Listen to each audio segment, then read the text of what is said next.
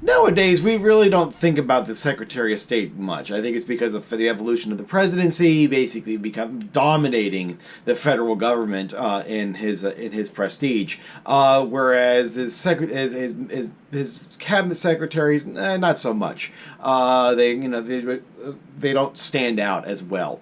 But nonetheless, during this time period that we're talking about here, however, the Secretary of State is going to be very important. We'll talk more about it being a stepping stone to the presidency. But during the time period of the James Monroe era, we have one of the greatest secretaries of state of all time, John Quincy Adams. He was John Adams' son.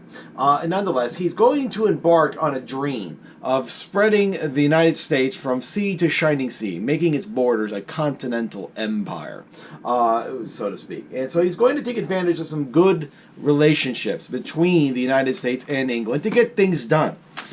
For example, he's going to take advantage of the British desire for friendly relations by signing the Rush-Bagot agreements. What does this do? This demilitarizes much of the Great Lakes. One way to guarantee war or make it a lot more likely is to have rival nations have ships next to each other in close quarters. Well, what does the Rush-Bagot Agreement do? It basically says that it's going to demilitarize the border and the Great Lakes between the United States and Canada. This allows the United States and Great Britain not to get into much military contact.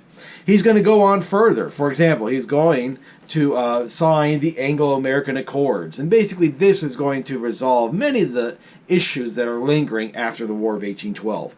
For example, the British are going to allow the United States to fish off the Labrador and Newfoundland coasts. And also it's going to set the northern border of the Louisiana Purchase all the way to the 49th parallel.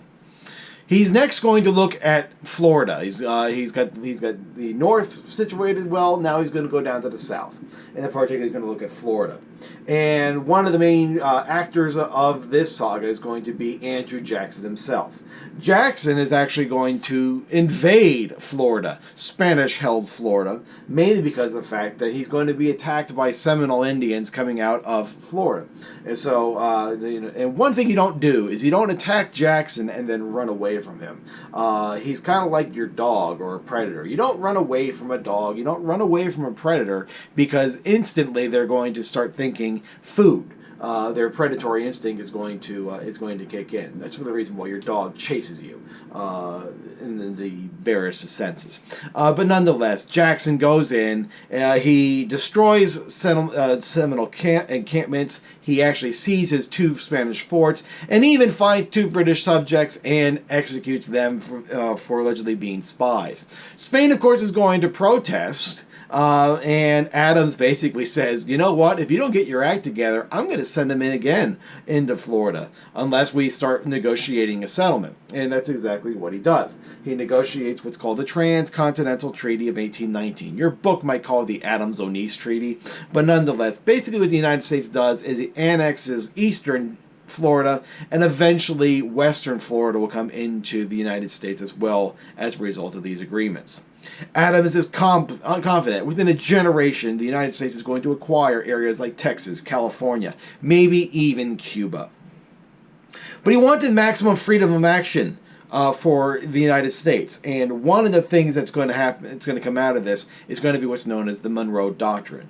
You see, it's during the Monroe administration that we see the crumbling of the Spanish Empire. It's as independence movements are rising up and overthrowing the Spanish. And so one of the ways that he wants to make that Quincy Adams wants to make sure that Europe doesn't come back over here is he gets Monroe to declare that the Western Hemisphere is closed from colonization by anybody.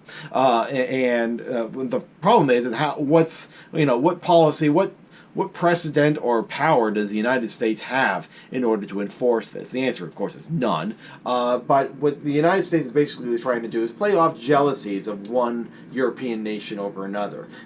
Basically, when Spain is starting to crumble here in the Western Hemisphere, others are going to look at it and go, gee, new territories. Well, the other rival nations are going to be so jealous of one another that they would rather not have anybody occupy those territories at all, rather than have their rival take over. So Adams uses this jealousy in order to enforce what's known as the Monroe Doctrine, and basically says it closes off the Western Hemisphere from European colonization in return for U.S. guarantees that we're not going to interfere in their affairs, and a policy that lasts all the way into the 20th century. We won't get involved in European affairs until World War I.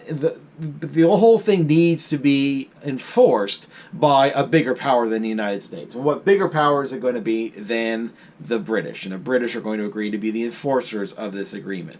And with Britain on board, the European nations come on board, and now we have the Western Hemisphere closed off to European colonization and colonization from the rest of the world for the most part.